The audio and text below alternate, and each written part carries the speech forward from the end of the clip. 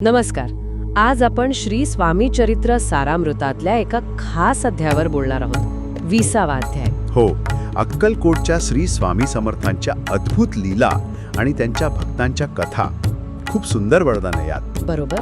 आणि हा अध्याय विशेषतः श्रद्धेची परीक्षा आणि गुरुवचनावरच्या विश्वासाचं महत्त्व सांगतो. अगदी एका रंजक कथेतून हे सगळं उलगडतं. म्हणजे बघा, दोन व्यक्ती आहेत. स्वामींनी संधी एकसारखी दिली दोघांना. पण त्यांचे प्रतिसाद आणि मग त्याचे परिणाम ते मात्र खूप वेगळे होते. हो, तेच आपण आज बघूया. चला तर मग. सुरुवात होते एका गृहस्थापासून, नाही का? तो येतो स्वामींच्या दर्शनाला. येतो आणि मनात काहीतरी इच्छा धरून आलेला असतो. तो आशीर्वाद मागतो. आणि मग स्वामी त्याला एक जरा वेगळीच आज्ञा देतात. काय आज्ञा? फकीरांना जेवण देण्याची. अच्छा, आणि तो देतो का? हो, तो गृहस्थ स्वामींची आज्ञा मानतो. मस्त पक्वान्न वगैरे बनवतो आणि 5 फकीरांना अगदी तृप्त होईपर्यंत जेव घालतो. बरं, मग परीक्षा कुठे आली? परीक्षा पुढे होती. फकीर जेवून जातात आणि त्यांच्या पात्रात जे उरलेलं अन्न असतं, म्हणजे उष्ट अन्न, ते स्वामी त्या गृहस्थाला खायला सांगतात. अरे बापरे. आणि वचन देतात की असं केलंस तर तुझे सगळे मनोरथ पूर्ण होतील. अच्छा, मग इथेच खरी कसोटी आली त्याची.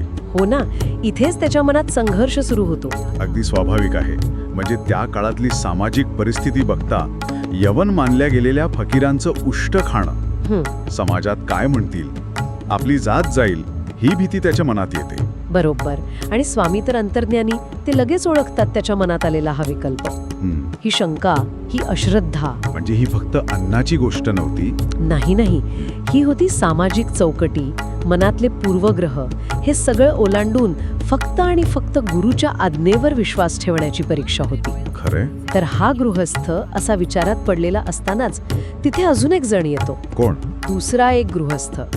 पण हा कसा असतो तर अत्यंत गरीब, दारिद्र्याने गांजलेला आणि थोडासा भांभावलेला, म्हणजे भ्रमिष्ट म्हटलंय त्याला.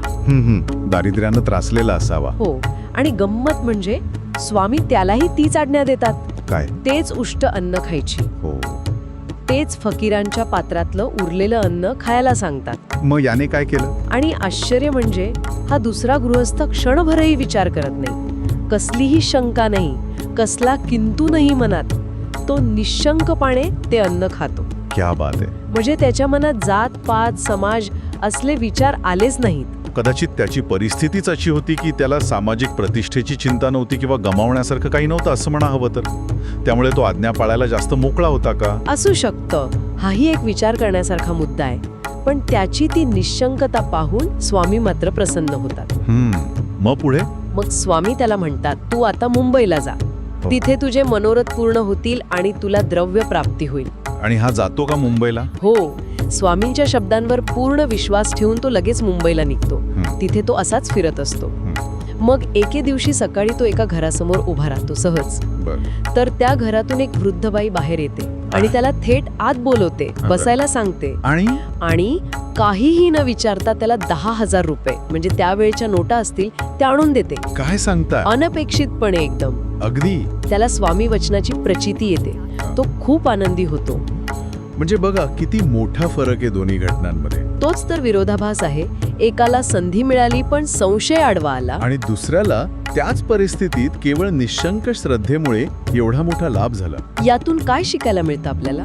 श्रद्धेबद्दल नेमकं काय स्पष्ट होतं? हे स्पष्ट होतं की अध्यात्माच्या मार्गावर किंवा गुरुच्या कृपेच्या बाबतीत बाह्य गोष्टी, सामाजिक नियम, भीती यापेक्षा आतली श्रद्धा, गुरुवरचा अविचल विश्वास, तो सगळ्यात महत्वाचा ठरतो. अगदी. पहिल्याची भीती त्याला मागे खेचून गेली आणि दुसऱ्याची निशंकता त्याला तारून गेली. म्हणूनच ग्रंथकार शेवटी म्हणतात बघा की स्वामी चरित्र म्हणजे कसं आहे, एका भांडारासारखा आहे. आणि त्यातून ज्याच्या त्याच्या क्षमतेनुसार, श्रद्धेनुसार तो बोधरूपी रत्न घेऊ शकतो. खरंय. तर या अध्यायातल्या 2 गृहस्थांच्या कथेतून आपण पाहिलं की श्रद्धा आणि संशय यांचे परिणाम किती वेगवेगळे असू शकतात. आणि यातून एक विचार नक्कीच पुढे होतो, नाही का? कोणता? की आपल्या श्रद्धेच्या मार्गातले जे खरे अडथळे असतात ते खरंच बाहेरच्या जगात असतात की आपल्याच मनात खोलवर दडलेल्या शंका आणि भीतींमध्ये असतात. विचार करण्यासारखा मुद्दा आहे हा नक्कीच. अगदी. याचा विचार आपण सगळेच करू शकतो. की ती श्री स्वामी चरित्र सारामृत विशंती तोमोध्याय. गोड